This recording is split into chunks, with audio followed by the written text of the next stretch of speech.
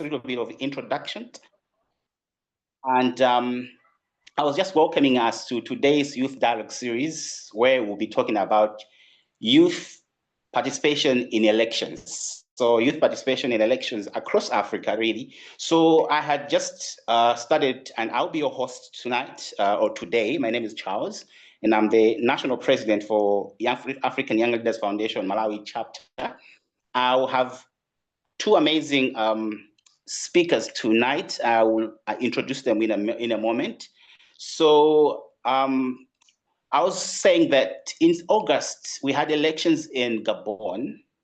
And in September, just last month, we had elections on the 16th of September in Malawi, where we were electing the president, members of parliament, and councillors. And on the 27th of September, we had we're going to have elections in Seychelles. So that's within the month of September. In October, there will be elections in Cameroon for the president. I don't know if I'm getting it correct, it should be around the late 20s. And there'll also be elections within October in Cote d'Ivoire and Tanzania as well, which is just our neighbor up there. They'll also be having elections this month. December, there will be elections in Central African Republic, and our friends in Zambia, they will be having their elections next year in August. So this is just a little bit of us understanding that we have a role to play as youth in terms of our participation in elections. So we are going to have a very interesting discussion tonight, and looking forward to us having a very productive time of our discussion. Tonight, we will have three areas of discussion or focus areas that we'll be looking at as we'll be having our discussions. So our first area of focus tonight will be the role of youth in elections. What is the role of young people in elections? And we'll also look at the youth leadership for national development. When we talk about development of our nations, of our respective nations, our Africa as a whole, what is the role of leadership that involves young people in those spaces?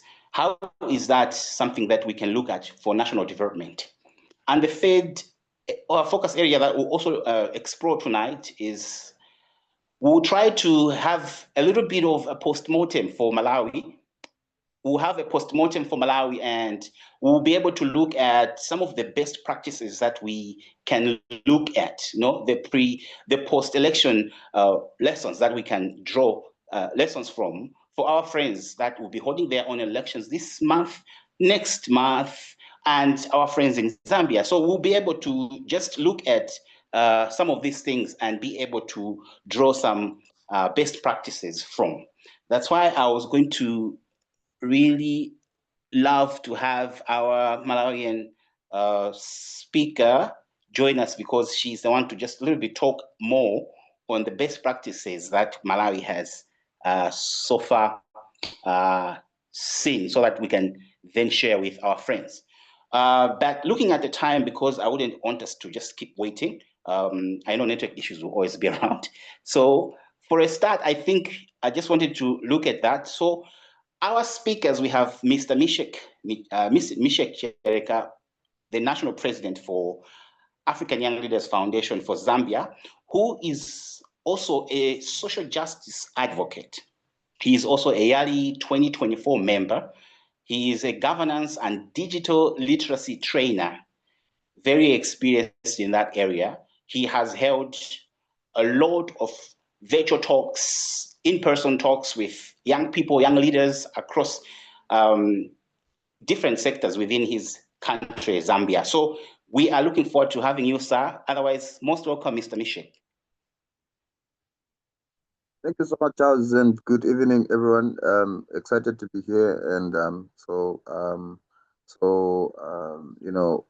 excited. I can't even explain how much joyful this event is going to be. Maybe just being curious. I wanted to find out if we'll go live on YouTube, because a number of people wanted to follow through the conversation, but it's not yet live. Yeah, kindly ask them to join via the Zoom link. We had a problem with our YouTube, so we are unable to stream. That's why we opened the Zoom link for everyone who wants to join to follow via the Zoom, so they can be with us.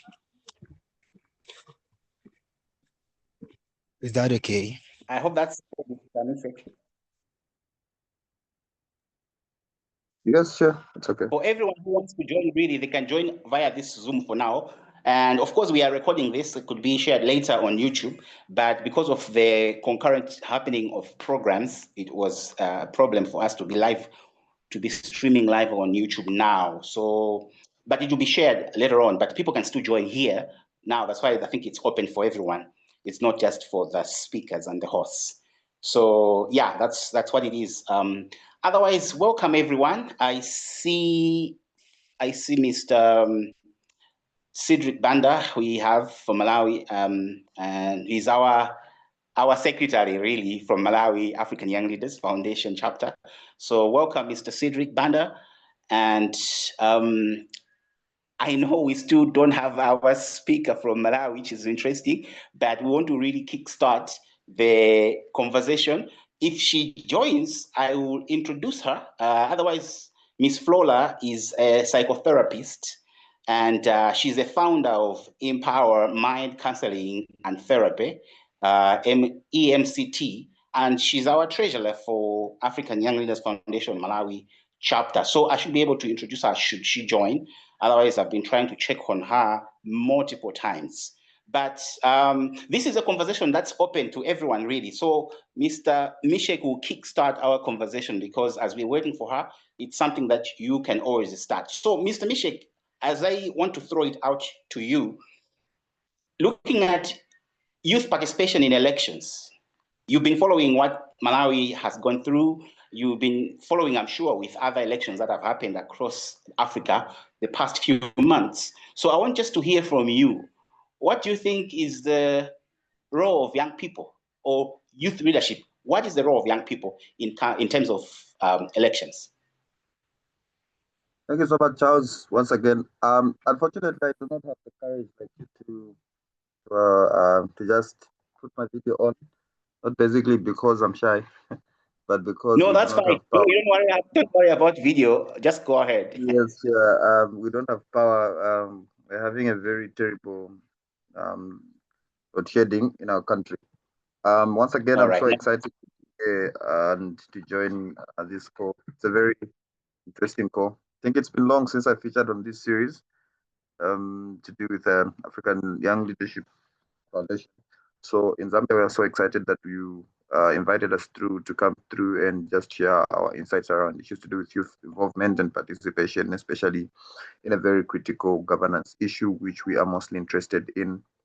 So like you said, my name is Misheck Cheleka from Zambia, from the eastern part of Zambia, that is in a place called Chipata, and it's a very nice place. And it's full of young people. It's full, and young people have the vibrancy in all angles, like in terms of their creativity, in terms of skill set, and other aspects. But then, if we get to the issues to do with governance, you find that there's a gap that is existing in terms of their participation. And mostly, when you look at in the context of Africa, you find that when we begin to talk about young people's participation or youth participation and involvement, let's say in a critical topic that we're discussing to do with issues to do with elections, the only thing that we are looking at is young people being part of it as voters and observers of elections, and not really as them being key players in these elections. Like, for example, them standing in positions or having an opportunity to be elected in their different political parties or as independent members and so on. So mostly they are sidelined due to various reasons, of course, issues to do with them lacking financial issues that support their campaigns. They do not have an opportunity, maybe in terms of skill set and so on, which we are going to talk about later on. So the context really, in terms of Zambia, for example, is that you find that most young people have the energy, like they really want to take part in these electoral positions, or take part in elections as not really only as voters or mobilizers in their communities, but they also want to have a share of the cake, national cake as we call it. But you find that they meet a lot of challenges. So the recent experiences that we've personally have seen is especially in the next election that we'll be having next year at Zambia, I think we'll see a lot of young people who would want to participate, especially, for example, in the context of Chipata, like I said in the earlier introduction, is currently we have over 20 young people who want to stand as mayor, and we only have one seat for the mayor. It's a city with one seat. So meaning that there'll be young people who participate in that election, 20 of them. But then the biggest question is, are they all going to make it up to the polls? You find that a lot of maybe young people won't even make it there because they may be not be adopted by their various political parties during when they're choosing who to stand on what position.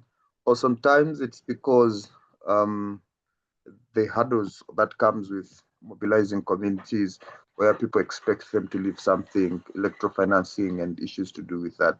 So I'm sure we might have those challenges, but it's exciting to see a lot of them beginning to also start. But of course, to some extent, this is my personal view, is that it's not healthy because we are also dividing ourselves.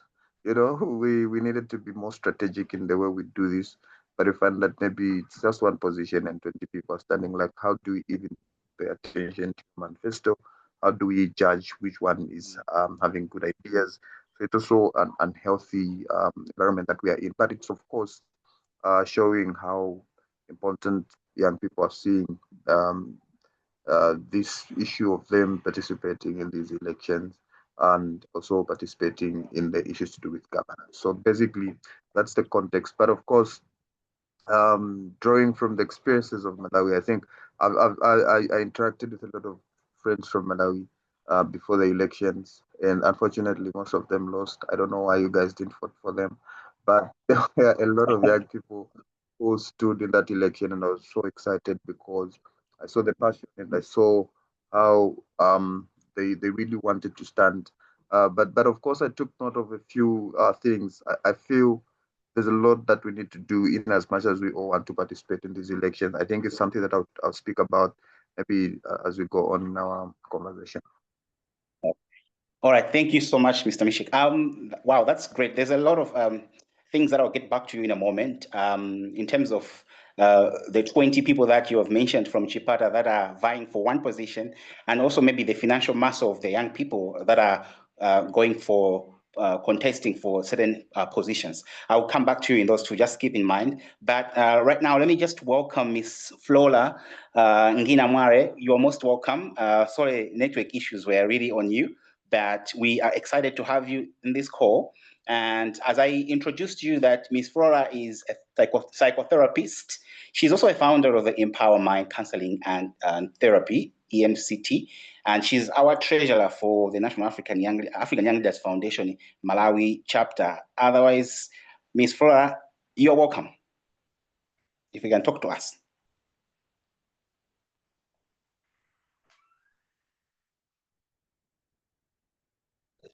Thank you so much. My bad, I've had a bad network. I hope I'm audible. Yes, I can hear you clearly.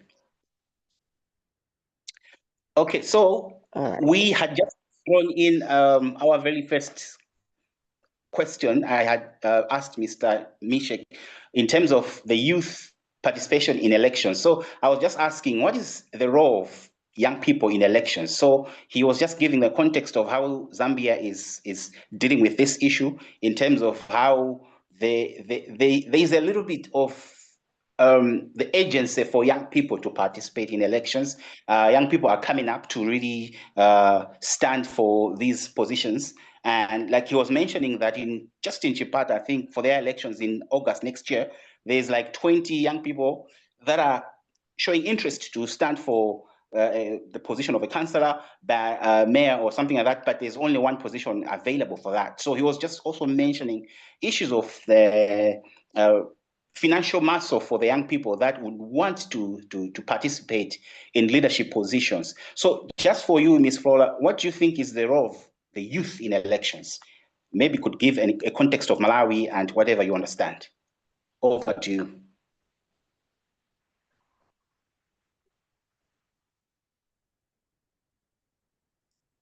Hello? Yes, I can hear you. I hope you got my question. Yeah. All right. Thank you so much. By the way, thank you so much for selecting for me to speak on behalf of Malawi with me that young people are the largest voting bloc, especially in Malawi, because like 60% of the population here in Malawi are the young people, aged to 18 to 35. So when they register and vote, the influence who becomes the leader and what prices are advertised. Before someone to become a leader, I think it also began with various positions. For example, in church, how many people they are willing to be leaders in church? And at the same time, how many leaders are willing? Imagine maybe also at the universities, people will be saying, I cannot be able to participate in that. But at the same time, when it becomes to the role of young people in voting, it's very vital for young people to cast their vote. Because as I said that in Malawi, the largest people are young people. And especially in Malawi, it's not like, because like they have laws where someone who reach maybe age of 35 supposed to be the one who should participate maybe in the president position, or someone who has reached 45 should participate in this. But at the same time, as my colleague said about financial issues, even issues of being a counselor, a ward counselor at a certain community, you have to have money to convince the people. So as young people, we are struggling enough due to issues of unemployment. At the same time, the confidence itself, as I said, that people, or even at church level, they refuse to even be a treasurer or a secretary or something. But so if these people that are refusing at the church to be leaders or something, how about these positions, especially the president, the ward councillor, the minister of parliament? I think that's a greater challenge that we have, especially in Malawi, because there are only a few people who are interested to be in that positions. And if you're also want to be in that positions, you have to be financially stable, because people will criticize you. People will criticize you, how much do you have, and if you don't have much money, do you want to scam people? Because these positions, they belong to a certain type of people, you know. And at the same time, I remember there is this other minister. I think he's from northern part of Malawi. This young person used to ride a bicycle. Because of how he looks, people judged him. They're like, you, the way you look, you don't even have a car. You only have a bicycle. How should we trust you to be in that position? Because the way we are observing you, it means you don't have money. And how are you going to convince us that we should cast vote for you? So as I said, in general, in my comment, I'll say that participation of young people in voting or to be leaders, it's very crucial in Malawi, where there are a lot of factors that one has to have to be in those positions. Yeah, thank you so much. Well, thank you so much, Ms. Flora. I think I'm picking out a few things already in there. Mentioned issues of finances, like Mr. Misheck has also alluded to. And you mentioned something really interesting. You said, are the young people willing? So I will talk to you in a moment about the willingness, because I think rising up to the occasion to vie for a position of leadership, in terms of any sort of leadership, it takes the heart to desire to, the heart, the willingness to want to be a leader. So sometimes maybe we could talk outside the box to say, young people are not given the space, are not really thought of as being able leaders. So I'll come to you in a moment about just the willingness and how that plays a role in terms of young people participating in not just voting, but taking up positions as well. So Mr. Misheck, I'm coming back to you. You mentioned, I was saying I was going to come back to you on two issues. You mentioned over 20 people that are contesting for a position, and also the financial muscle for young people. What do you think should be done? Do you think maybe should we scrap off issues of finances in terms of participating to say maybe there's, I don't know if in Zambia you have to pay a certain amount to be allowed to stand as a councillor or a member of parliament or as a president himself. I don't know if there's a certain amount that is attached to you paying to be able to allow to stand for that position. So what should we do in terms of the finances? What should young people really do? And also in terms of the 20 people going for one position, what should be done? Should there be coalitions? What should be done in terms of the young people for them to ably participate in elections? All right, thank you so much, Charles, for those very insightful questions. Ms. Flora, good evening. Thank you so much for joining. Nice to meet you virtually. So the first question is about issues to finances. We've had that conversation for some time, even in Zambia. I think it's across Africa in terms of how much people need to pay in terms of adoption or cost to do with campaigns or cost to do with an actual election for themselves or material and so on that they need to carry out their campaigns. To be honest, this is now me being honest, like real honest. What we need to all agree is that democracy is expensive. We cannot disagree on that issue. Democracy is very expensive, we like it or not. So if we choose, and that is what we have agreed in West African countries, including Zambia and Malawi, is that we're going to do democracy. And that comes at a cost. It means that people need to campaign. People need to do a lot of things for them to be seen as desirable candidates. That we need to also consideration. But then coming to reality, but there's a lot of challenges that young people face in terms of them, to be selected to their campaigns and so on. That also comes at a cost, and you find that most people can't manage to do so. But to some extent, this is now my personal view. I feel it's just okay to some extent, especially if we are to pick credible individuals who need to represent us. And this is something that I honestly don't share mostly because people don't agree with me. But I feel there's some level of maturity that we need to also look at. We're not looking at any young person. Like personally, I want to see someone who I will entrust with this, opportunity to lead my community, to lead my constituency, my ward, or my country, or anything. So to me, I'm also looking at the quality, and I'm also looking at responsibility in terms of accountability around this issue. So I won't vote for anyone because they are youth or they're young people, or if they're a woman. That is the last thing that I will need to look at. But the first thing that I'm looking at is this person ready to lead? Are they also, in light with what the role itself entails? Do they have the abilities to speak on my behalf? Are they, do they have the ability to communicate, to talk in public, to share my opinions on my behalf? That is what I'm looking at. So beyond the resources that we look at, like the money for campaigning and so on, yes, that's important. And I think it also helps in also, this is the democracy that we've chosen, colleagues. So meaning that if we won't have that cost, it means that everyone else will flood, and we might have a ballot paper or a booklet, because everyone else will be participating.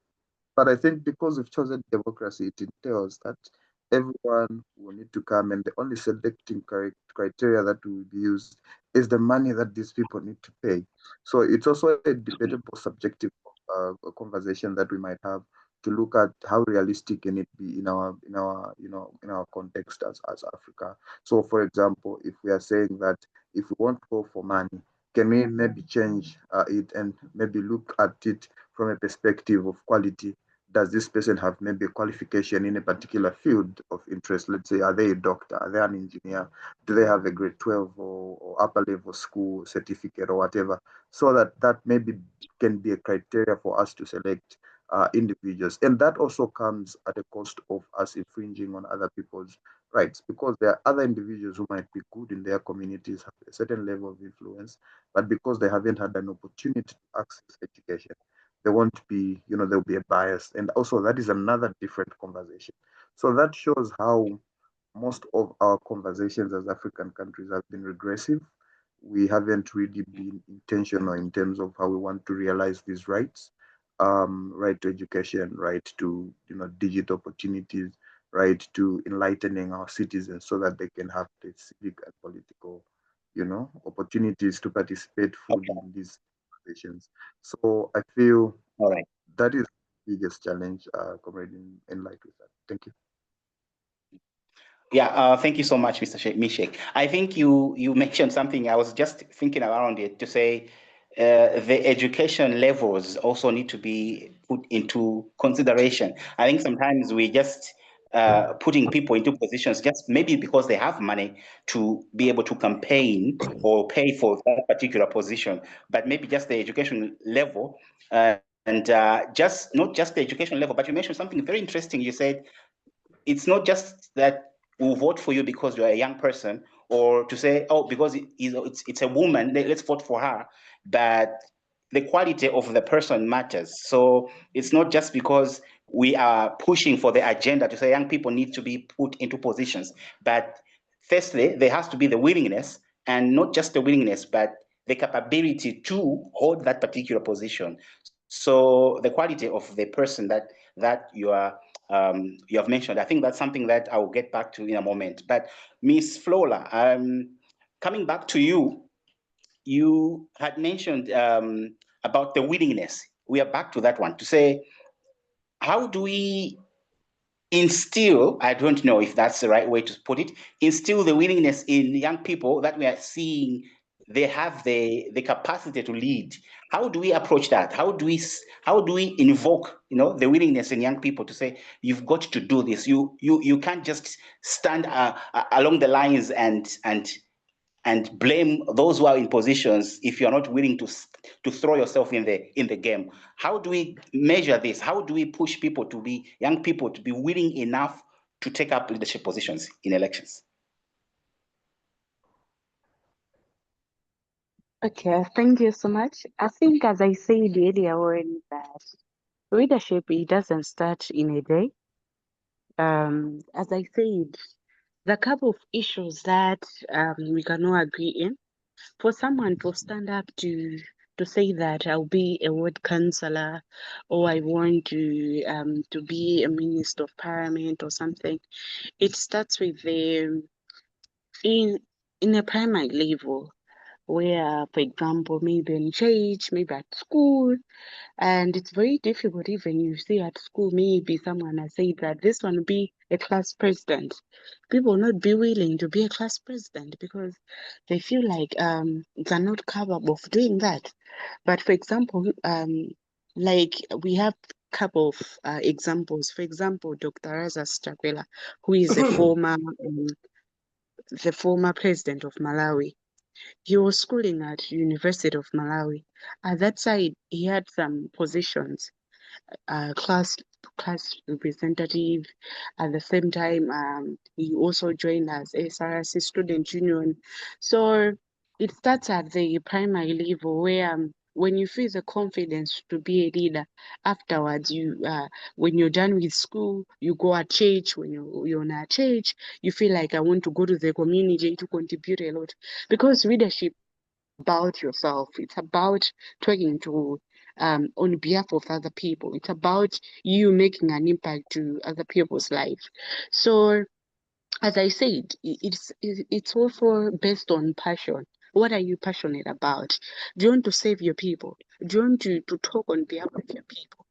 For example, at your community, you say that there's no water, but you're also struggling even with your parents as well. So, and you're saying that those that are in power, they're not doing anything about it. So, as you, who is also passionate about it, you also start to start and making ways on how you can bring order to your community. As I said, leadership is also where you also collaborate with other people. For example, you don't have resources, but you have the passion to talk to people. You can go with the confidence to talk to the live persons that this is what is happening to our community. People are not drinking good water. What can we do to bring water to our community? So you are speaking on behalf of other people. What you're doing, it will impact a lot of people's life. It's not about you. So as I said, it's very good to say that leadership it goes with passion. You have to be passionate about it, and the willingness come in terms of the passion that you have. When you're stronger, and also you can be able to criticize even other people's comments which are not vital to the community. For example, I saw that especially these elections that happen in Malawi, people are coming out that this president, he was not saving the youth. There are a lot of things that have happened. Those people, they're not fighting for themselves, but they are fighting for other people's and to make an impact. So, in general, I would say that leadership comes with passion. Yeah, thank you. All right, thank you so much. Wow, interesting. I mean, I'm babbling with questions, and I know maybe also with our participants that are have joined us. I know that you have questions and contributions. I'll be able to open up to you in a moment. But as we keep along with our conversation, and coming back to Mr. Misheck, I know that Flora, you've mentioned that it's the passion coupled with the willingness to say leadership starts from a very low level. It's just not something you just wake up today and you say, I want to be a member of parliament, but you've never taken an initiative to be a chairperson of a small committee of some sort in school or something, just to prepare you for leadership. So interesting conversation.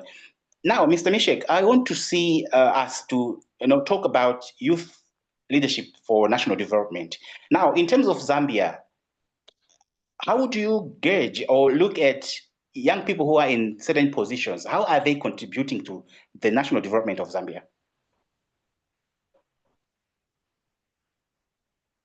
All right, thank you so much, Charles. I don't know, but I think the question, maybe the first question would have been, do we have any young people in power? I think that would be the best question Yes. before we look at Do what you they are. have them?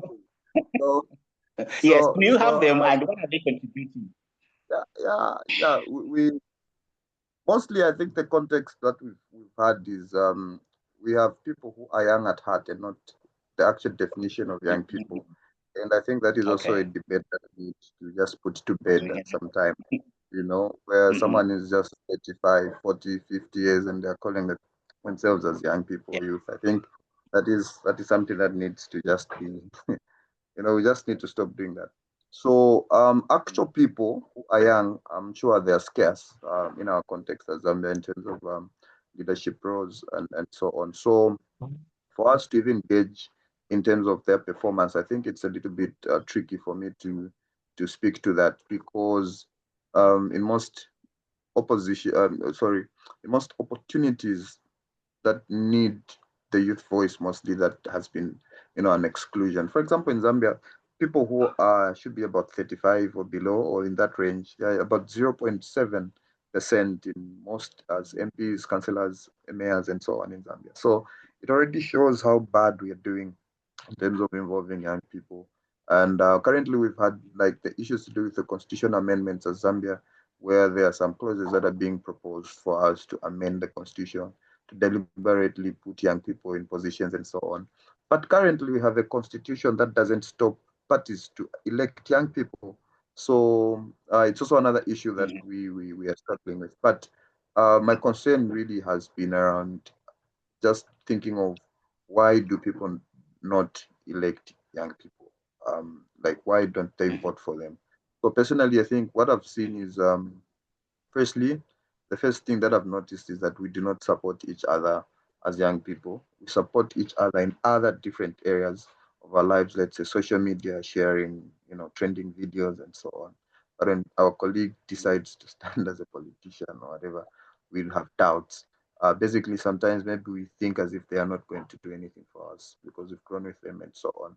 So I think that has been the major challenge. Then the other thing I think is those few people who have gone before the others haven't really done something that has made people believe in young people.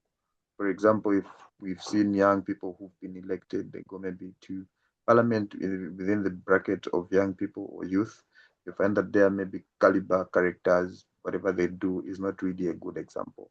So you find that even those who want to begin now to walk in those steps are not inspiring. And so even other people begin to, laugh at us as young people. And they can't believe in our vision and our mission and whatever we want to achieve. So that is a very big challenge. Responding to you, Charles, I don't think we have any measurement that we can do because we do not have many young people in those political, electoral positions. But then quickly, you asked me about the strategy. I forgot to speak to that. I don't know if I can still respond within a second or Yeah, a just minute. yeah, a second can do that. About we have a lot of young people who are standing in these. Are we safe? No, let me just mute Mr. I think Jacob was trying to speak. Go ahead. You can proceed. Okay. So I was speaking about issues to do with strategy. So basically, I feel it's about strategy and how intentional we need to be and deliberate about how we can put our friends in front. It's about us sitting together and sharing visions even before we go out. Because sometimes you might be vying for an office of an MP when your colleagues can even support you better in terms if you decided to stand as a councillor. So sometimes I feel it's very needed that as young people, you need to be as deliberate as possible, even to consult from fellow young people, even before you begin to do that. Because in Zambia, the recent report that we have is that for you to win an election, not as a president, but as a mayor, no, sorry, as an MP, that is a member of parliament, you need to have about, is it 3 point something million kwacha? And that's a lot of money. Like it's a lot of money for you to do that election. So now imagine you're just as someone who just has a simple business. Where you're going to get that money, and that's where now capturing comes in. Where you are captured, you get money from whatever loans, and then it's finance your career. You become an MP, and then you begin to pay back, and then leave office broke, and then you become. So I feel it's about strategy, being deliberate, and also consulting each other, negotiating, and also just putting things together, even as young people, even before we go out to do our things. I think that's the major, strategy that we've always shared with other people. Interesting. All right. Thank you, Mr. Misheck. I think the issue is really hard to say their role to national development, but interesting to note that, charging 3-point-something million to a young person who must be from college and maybe they're not really in a stable job or a business. It's really something to think about, but interesting. And before I come to the comment section, I see a hand. I will be able to tap the hand. If you have a comment or a question, please, you can put up your hand. But what do you see? Do we have young people really in those elected positions, and do you see and those that are maybe elected now, do you see the chance of them contributing to some sort of national development?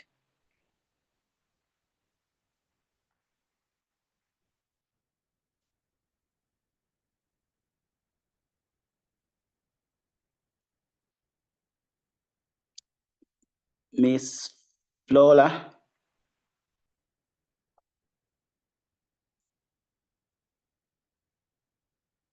Miss Flora, I don't know if you can hear me. Yes, if you heard I my can question. hear.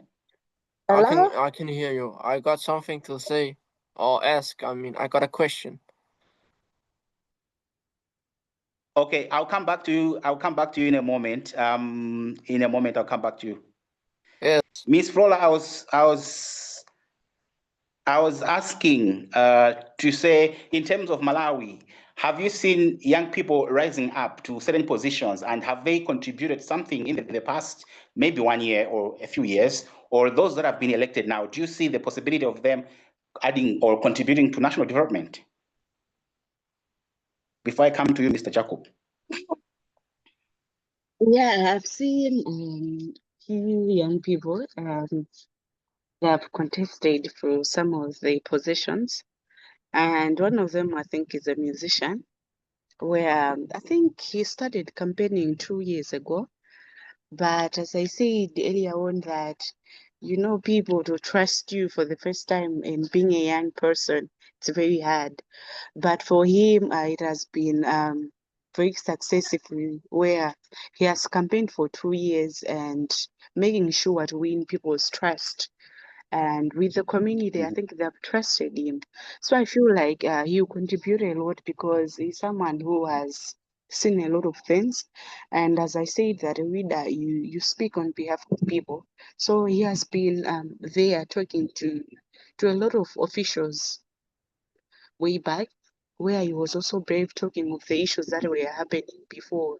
So I feel like this time you'll be able to contribute to his community. At the same time, I'm also happy where the current president is also encouraging young people to be able to participate in some of the readers leadership.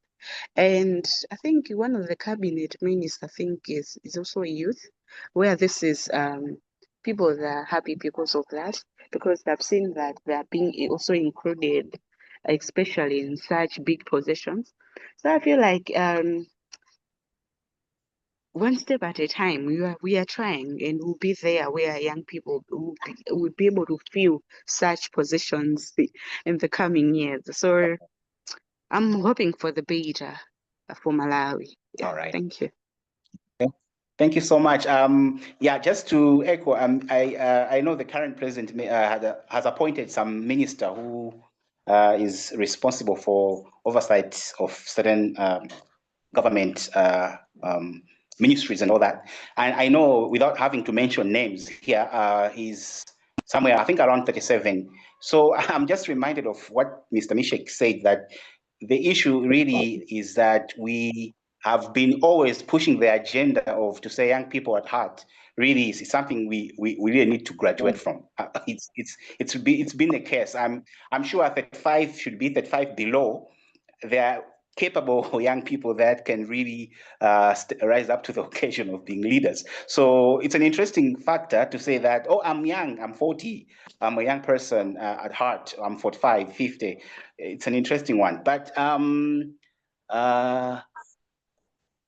it's an interesting I wanted factor. also I wanted to open to I Hello? wanted to open to the comment section, but yes, Miss Flora, I think you are talking.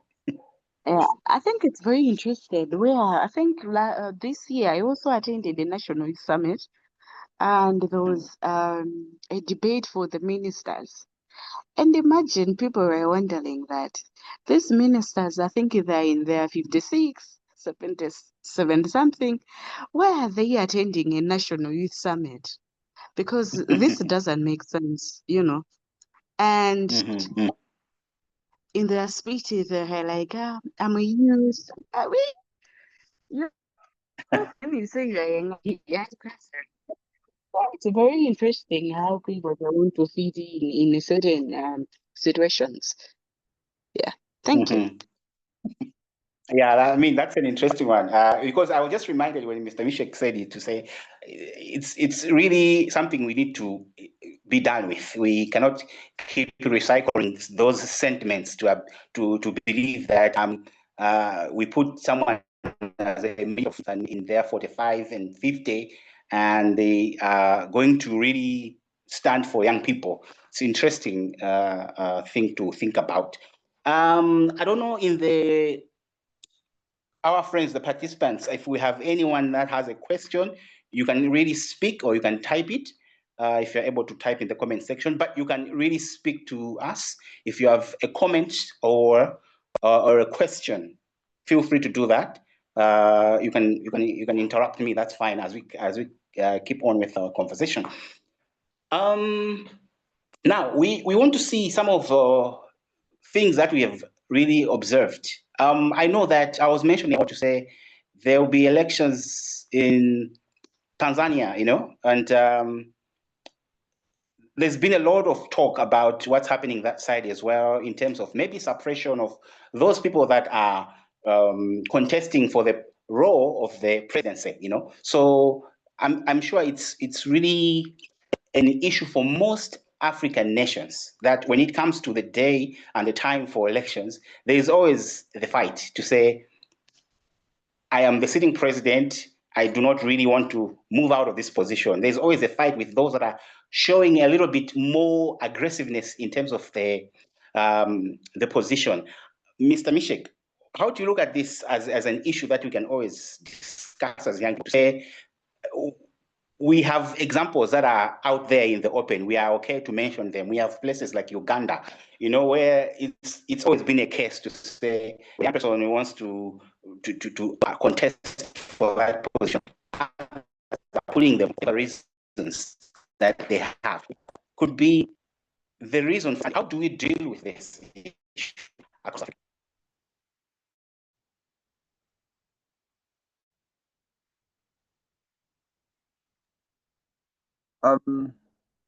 So thank you so much, Charles, for giving me this opportunity once again. So in terms of how do we move on, how do we best go forward? I feel that's a very important question because it's long overdue that we've complained about these issues. Like we've complained and it's now enough, and we need to move to the next step where we just need to, have our voice heard. What we need to know is that young people decide who is going to be in power, whether we like it or not, in the context of Malawi, in the context of Zambia, and almost in the whole continent as Africa, because Africa is the youngest, continent on Earth currently, and we have like the larger proportion of our populations is young people, and mostly they're below 35 years. So that means, and that entails to say that we are the ones who decide who is going to be in power, and we are the one who vote. But the biggest question is, why don't we vote for ourselves? Because in the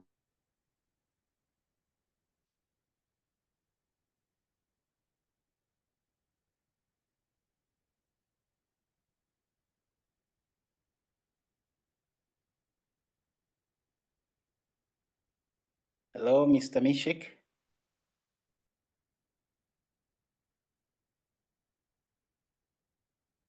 Mr. Misheck, I don't know if you are still speaking.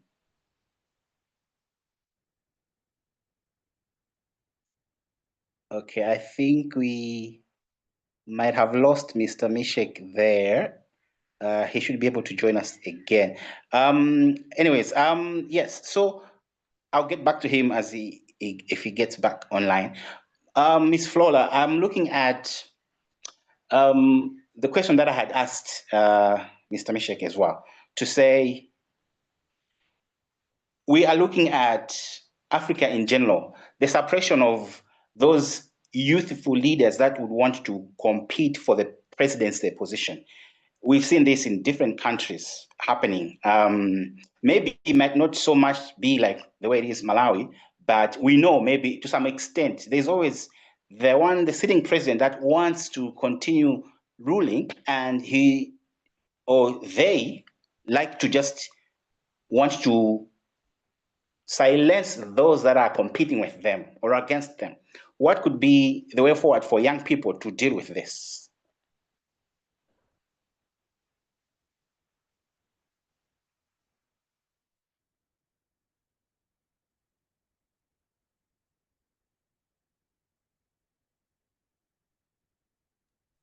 Hello? Yes, I can hear you. Okay, yeah, thank you so much. I think in general, like in Africa, I would say that the position of president has a lot of benefits, and it's very difficult for people to realize that and to accept when it comes to voting. So for us young people to deal with this, it's for us to vote, because if we don't vote, which means we'll not be able to cast them out. Because I've seen, like, for example, in Malawi, people, they gave up. They're like, I'm not going to register to vote because I feel like my vote, it's not necessary. But remember, um, I think in Africa, most of the population are young people. If um, if you will want to cast these leaders which are not doing more impact on people, they're just greedy with the money and the benefits of the president, which means we need to cast them out by voting. We need to, for us to be able to register and vote. If you're not going to register and vote, which means we want these people to be there. But for us, what we can do is to cast them out by our vote. So it's very necessary to accept that let's go and vote to participate in this decision making. Because if you haven't participated in this decision making, it will be very difficult for us to cast these people out. So in general, I think Malawi is a very good example where people, when they saw that the current president wasn't doing enough, they voted and they cast that person out because they feel like, I think they haven't been helped in the way that they wanted to. So it's very vital for us, and I think people also have to learn from Malawi in different aspects of countries. I've seen, I think that was in Kenya, people was also fighting the same thing, that people, they don't want to step out with the president, but they're not doing good to the people. So it's very necessary for us to be able to participate in this voting selection and also in decision making. Yeah, thank you. Mhm. Thank you so much. I'll get back to the post-election lessons for Malawi that we can throw out there. And welcome back, Mr. Misheck. I know that you kind of were kicked out. I'll get back to you in a moment. But I see a hand from Mr. Cedric. Please go ahead.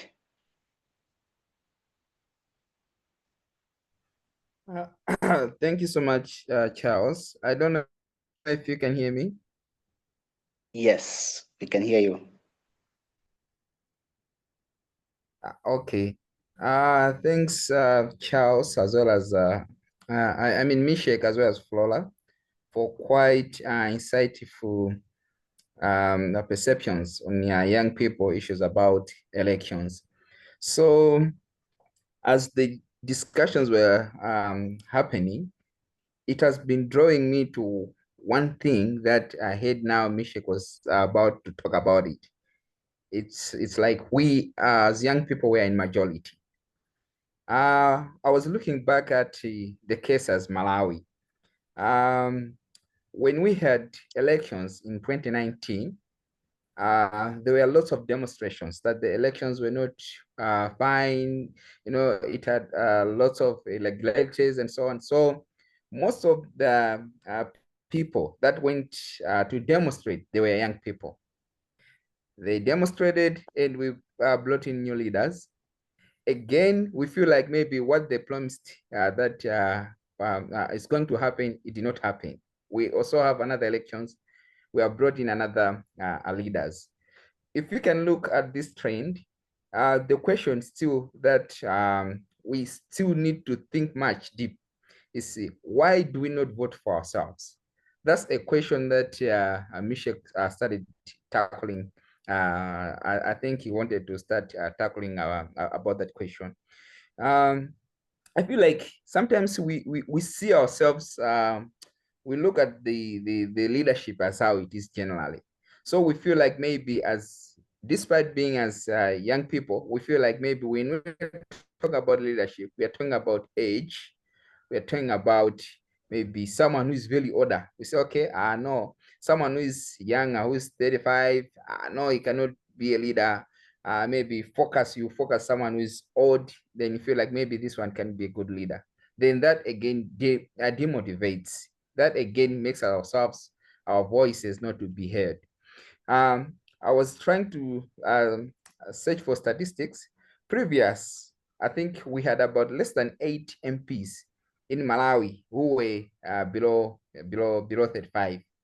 Out of a house that is about 190 something MPs, meaning we are majority. We went to vote, but we only voted for only 8 out of 198. All the less 190, they were above 40 going upwards. So it's something that we need to intensify our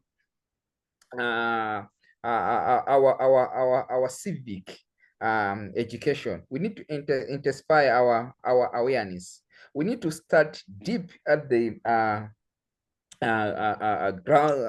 grassroots levels. We need to talk about these issues. They need to know that we need to know as young people that we have the rights and we get affected by the decisions that are being affected. And now we want something that we want, then we need to take ourselves, take the mantle, push ourselves so that maybe we can bring the change that we necessarily want. Most of these people that come into politics, you find that they are retired as civil servants. They are, they're retired from their work. Now, the next thing that they want to do is now to join politics. But we are 35, we are 36, we are less than 40, we are active, we are unemployed. Now, when we talk about employment, someone has already retired, he has already accumulated some wealth and so on. You feel like, no, it's okay. You guys, no, you wait for your time. Wait for your time. They cannot push for our agenda as young people. So we need to look at those things. We need to go at the grassroots level. We need to bring that mindset and the perception change on issues about leadership. We need to talk about those issues about visibility. As young people, we need to be visible. I know that most times we talk about I don't have money, it's issues about finances. Yes, it's true, but sometimes it's not about finances. It's just about you as young people being available, providing solutions. It starts at the community level. It starts at grassroots level. When you are available there, you talk about issues, you provide solutions. It helps people to understand that there is leadership in you. Now they can trust you. If they trust you at that level, you grow. Then we can trust you at another level. So yeah, it's quite a lot. Lots of the things that we can do. I heard we talked about maybe subsidizing about nomination fees and so on. It has happened here in Malawi. The Malawi Electoral Commission subsidized. Actually, everyone below 35, if not below 40, was paying about 50% of the nomination fees. But you find still more, only few young people have made it into the parliament. The question is why? We doubt ourselves. So we need to start believing in ourselves. We need to instill that culture from that grassroots level, knowing that you are a leader. You know what is good for yourself. You know what is good for ourselves. We know what is good for ourselves, and from there we can build a strong generation that can take up the positions. Thank you so much, Charles. Thank you so much, Mr. Cedric, for quite an elaborate contribution. I mean, these things are coming out clear once again. To say, I think there's a problem with not just us blaming those that are being elected, but what are we ourselves doing as young people? Are we putting ourselves there, but are we also helping or supporting one another? I think Mr. Misheck was saying something about that, to say we still have a problem, because we cannot be talking about countries. I know of a country where their president is well above 80 or somewhere there, but there's young people that the Gen Z really supporting to put this person again on that seat, you know, and later on they'll be complaining to say things are not okay, the economy is bad. We are really also to blame ourselves as young leaders in Africa, to say we really need to rise up. We've got to just not talk about these things, but really take action. So, Mr. Misheck, I'll be back to you now to just say, but thank you so much, Mr. Cedric, for that contribution. Mr. Misheck, I mean, you were saying something that prompted Mr. Cedric to just contribute. Just if you can continue with that, to say, what is it really that we need to do, that we got to support one another as young people to cast our votes deliberately for a fellow young leader? All right, good. Thanks. I'm having terrible network. I hope my point will be heard. Yeah. So Cedric has brought out amazing points and so on. Personally, I think we need to begin to have uncomfortable conversations amongst ourselves, and it's comfortable conversations that have made us to lag behind for this long. So I'm always saddened when I see people celebrating that Chakwera has lost. Personally, I'm concerned, because even the current president, this is me now just assuming, he will also lose an election and people will be excited again. It might be Charles who win this election, and then people again be excited to say we've chased out corruption, we've chased out, youth unemployment, we've chased out, but again it will come, it keeps coming, and we'll keep having same challenges. Personally, I'm saddened. It's not something that we can be excited about. That shows that there's an opportunity that we as young people need to leverage on the issues to do with accountability. So the biggest challenge, Charles, that we have currently is not really the people who might be in power.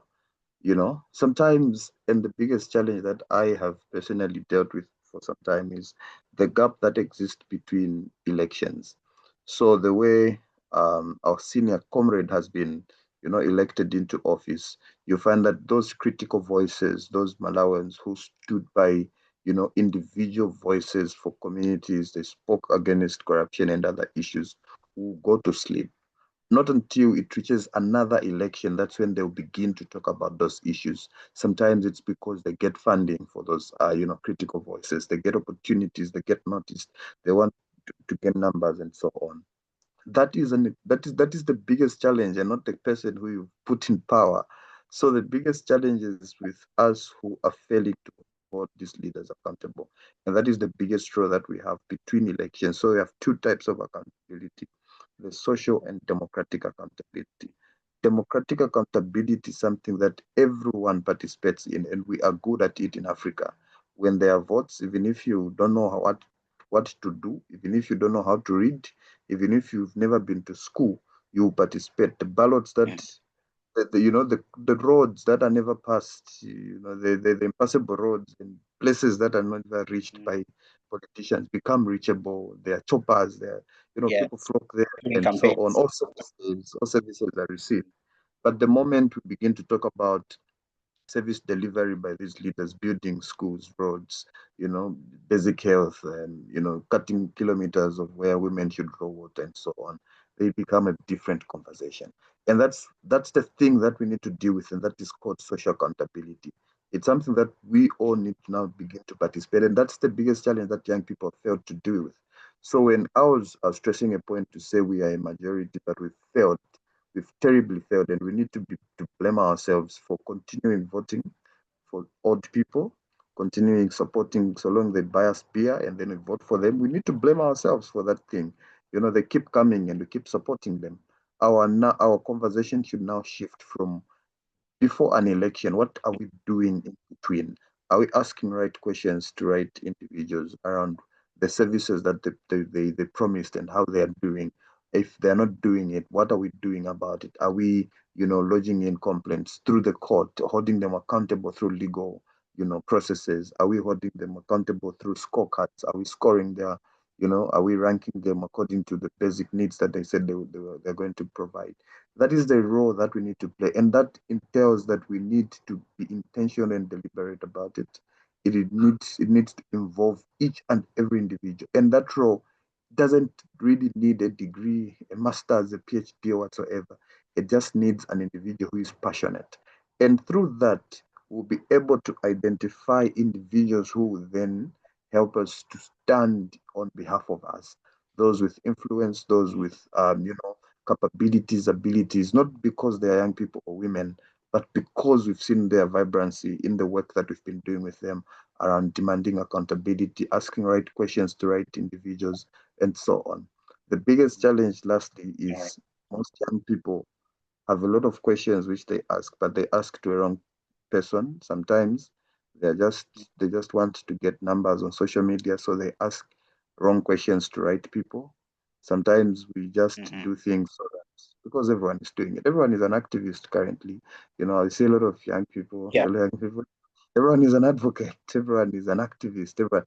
But do we really understand who we are and what we stand for? So we should be saddened that we keep doing one and the same thing and hoping that things will change. Yeah.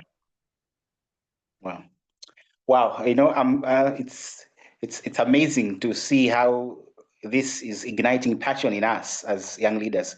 To say that I think we are asking a lot of questions, but we're asking either wrong people or we are talking more than we are doing as young people. Because as you've mentioned, is that we just advocating really, we're just speaking. Everyone is an activist, everyone is an advocate of some sort, but we are not really putting action to whatever we are saying, because the action has to be seen in our voting and in us going for those positions. So, wow, interesting.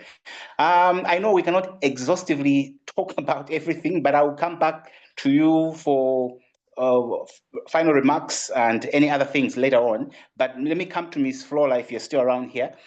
Any best practices, any lessons that we can draw from Malawi's 2025 16 September elections? Anything we can draw out of that for young people to say we can then learn something?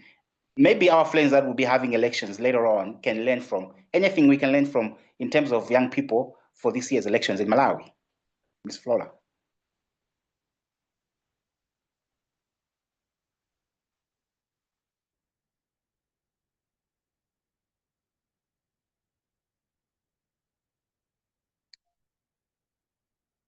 It seems I don't have Ms. Flora on the call right now. Oh, she's there. I don't know if you heard my question. Any best practices, any lessons we can draw from Malawi's elections this year that maybe Mr. Misheck and those people that will be having elections in their countries, anything they can learn from what we've done better or what we've done well in terms of young leaders' positions and participation in elections? Ms. Flora? Hello? Yes, I can hear you. Yeah, I guess network has been treated me very badly, but I think I got your point. Okay. The question. All right. Yeah. So Go ahead. basically, I think what Zambian can learn from us is that I think throughout the voting processes, as I think Cedric said, hello? Yes.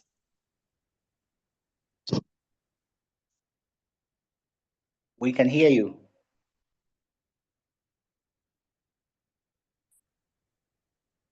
Hello? Yes, we can hear you. We can hear you.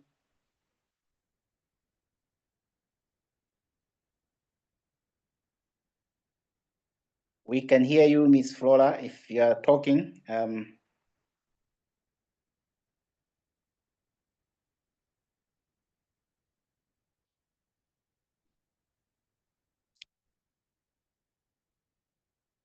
Okay, maybe I'll get back to you later on, Miss Flora.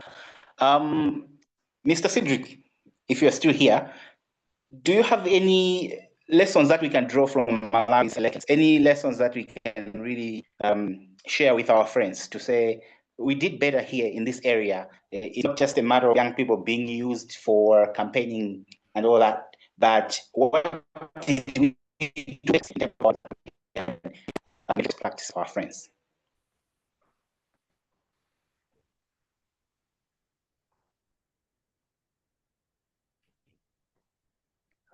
Yeah, thank you so much, Charles. There are so many lessons that I would say maybe we might we might learn from the elections. Especially, I think I'll focus much on the young people. One thing that I would say is about that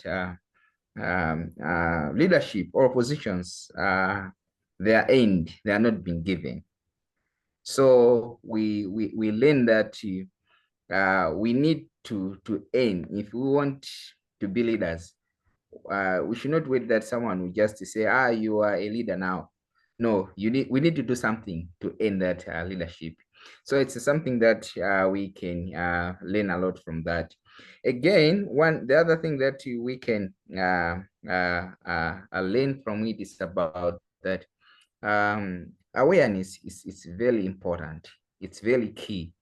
We have seen how the awareness campaigns were conducted. They were mostly involving young people. So it's something that we can also learn from it. One most important and amazing thing that I would say again is that young people cannot be used as a tool for violence. So it's something that we have seen in these elections. 16 general elections, we saw there were tensions. Other people felt that maybe there'll be fights, there'll be demonstrations, there'll be, that unrest. But what we have seen is quite opposite. Young people, they did not like challenge the situation, the status quo. So they focused, they voted, and they welcomed the results. So it was very good, because otherwise, if they would have said no, let's go, and we have lost, maybe our party has lost, no, we cannot accept these elections, then we could see what previous was happening. So yeah, we can learn that young people cannot just be used as how we see previously. They can also be used as a tool for peace. They can be used as a channel that can bring peace during elections.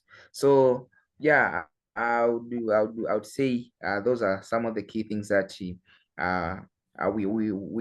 can say that maybe we have learned from 16th gen elections, that maybe our friends can also use it. Thank you so much, Charles. All right. Thank you so much for your contribution. I'll get back to you, Mr. Misheck, for your final remarks based on our topic. Anything else that you want to share? I know that there's a lot we can talk about, but I think at this point we want to wrap up. So any final remarks from you, I would appreciate, Mr. Misheck. Thank you so much, Charles. On behalf of Zambian chapter, we really appreciate reaching out and this collaboration. I feel, in as much as we also want to talk about governance, politics, leadership, I think it also stretches from such conversations where we need to meet and collaborate more, and also share much information, very much needed information to our fellow young people, and also just sharing opportunities where other people can also engage, share their views, experiences, and so on. We are very excited that you invited our chapter to participate in this call, and nice to meet you virtually, of course, and Ms. Flora, and our participants and others who are going to listen to this conversation in as much as it will be shared with them. Lastly, I'll just say, when the title of leadership is too loud than the works, I think leadership fails. So we always need to just do more work and let the title itself come.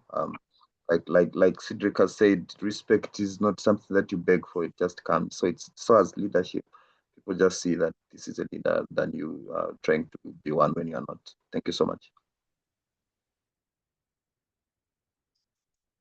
Thank you so very much, Mr. Misheck. Wow, wonderful. When you said, I know titles need not to be louder than the actions. So that's something that I'm taking home with me tonight. I really appreciate your time and thank you so much representing Zambia and just your contribution towards this particular topic that we've had today. I will ask Ms. Flora, I think I've seen you here, just your final remarks and we'll be wrapping up.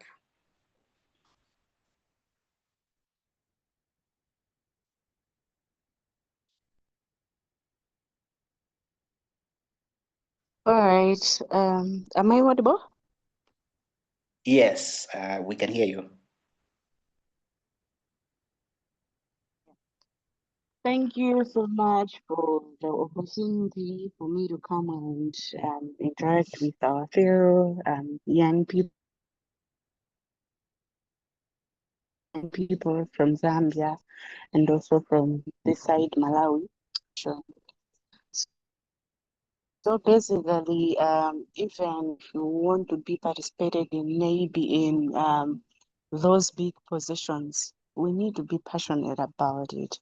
We need to be able to make impact, to be able to advocate for other people, other people's rights, and also things that are missing in different communities. I think one keynote that I've also noted, especially in leadership, I think leadership goes with this,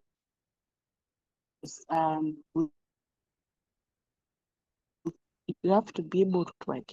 You have to be able who are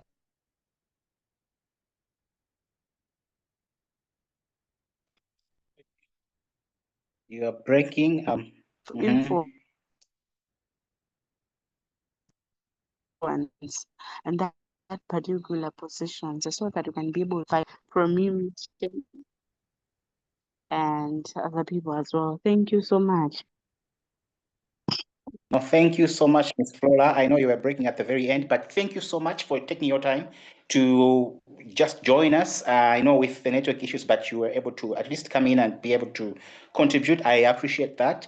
I think from me and from African Young Leaders Foundation Youth Dialogue Series, it has been amazing. And thank you all that joined in our Zoom call tonight. It has been great. And I'm sure we're going back to our respective nations and countries with something we picked from this. And for me is let's go and do what we've discussed. Let's not just end here. Let's not just discuss and leave it as a discussion, but something that we can put into action. Let's go for those positions and let's support one another as young leaders in Africa. Thank you so much from us at the AOIF Youth Dialogue Series. I've been your host and my name is Charles. I'm the National President for Malawi chapter. Thank you so much and wishing you all a blessed night.